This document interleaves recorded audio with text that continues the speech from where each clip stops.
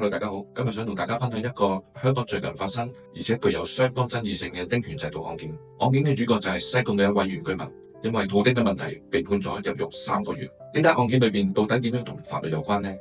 不如我哋一齊睇下以下嘅細節啦。首先要知道乜嘢叫做土丁，就需要了解咩叫丁權。簡單嚟講，丁權係一項專門針對俾新界原居民男性嘅政策。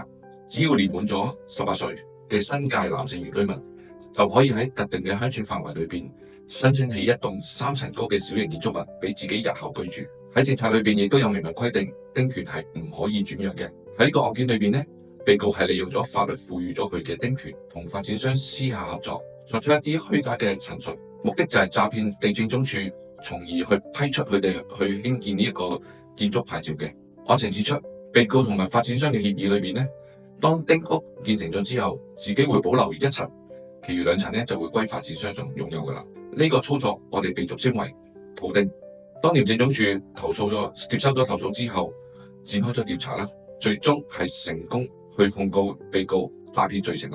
喺今次嘅案件裏邊咧，係備受關注嘅。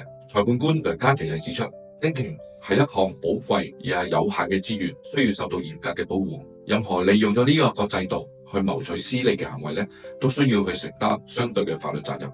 不過，法官亦都係考慮到被告去認罪啦、合作調查啦，同埋因為呢件案件咧係多年之前發生，所以酌情減刑3個月。案件提醒咗我哋，誠實同埋依法咧係一個法律底下不可以忽略嘅原則嚟嘅，亦都提醒咗有丁權嘅人士，千祈唔好因為一時嘅利益而去鋌而走險。大家又點睇呢？如果大家對於喺呢一方面有其他嘅法律嘅問題，或者係呢一方面仲有疑問，歡迎留言同埋訂閱我哋嘅頻道。